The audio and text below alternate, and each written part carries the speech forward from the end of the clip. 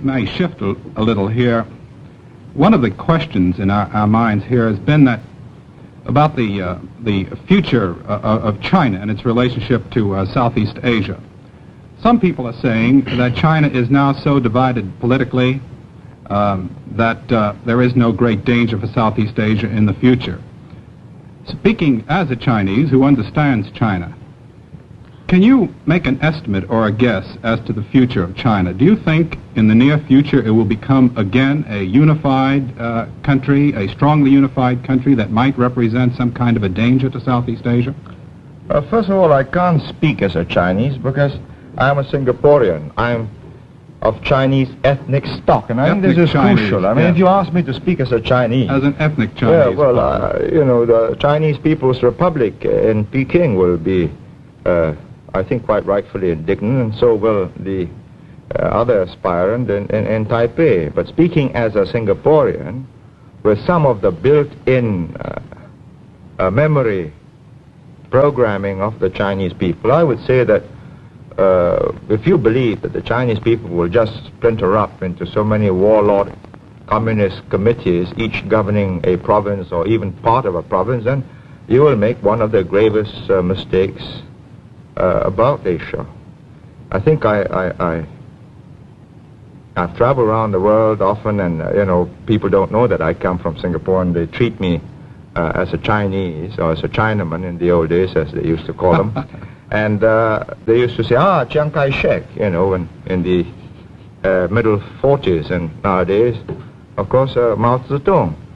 I'd say that they are determined as a people to unify and build a modern, powerful, wealthy Chinese nation. And I say good luck to them. And I think the moment they get prosperous, good luck to me, because I'll be much safer. I don't believe, however, you know, the simple theory that they're just going to send their armies across and eat up Southeast Asia. It's too simple. And it's too simple for you, for the Americans, and for us, because then it's naked aggression. The whole of South Asia will gel together and meet an incoming invader. But they've got this make-it-yourself kind of revolution. Wars of national liberation. You know, here's the text. We've got an instructor, he'll teach you how to organize, and we'll slip you a few guns and more if necessary. And if it gets more difficult, well, surface-to-air missiles. Prime Minister, what's the effect in Asia of demonstrations such as we had yesterday in Washington?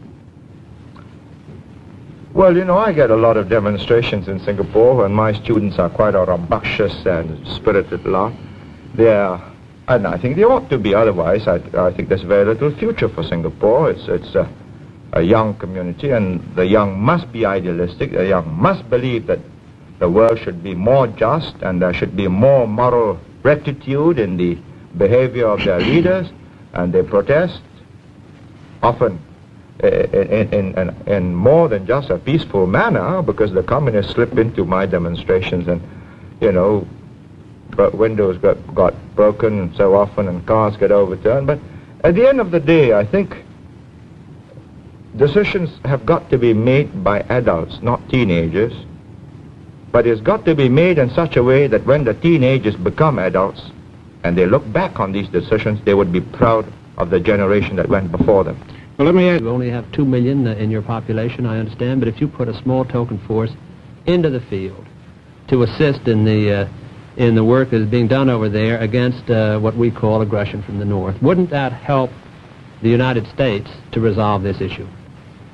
I don't see it as my duty as the Prime Minister, an elected Prime Minister of Singapore, and not a client state of the United States. I'm not in receipt of your aid, nor am I here to seek aid.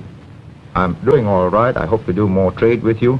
And I don't think it is the duty of the elected representative, leader of Singapore, to go and involve his country in a situation which can end disastrously for his whole people.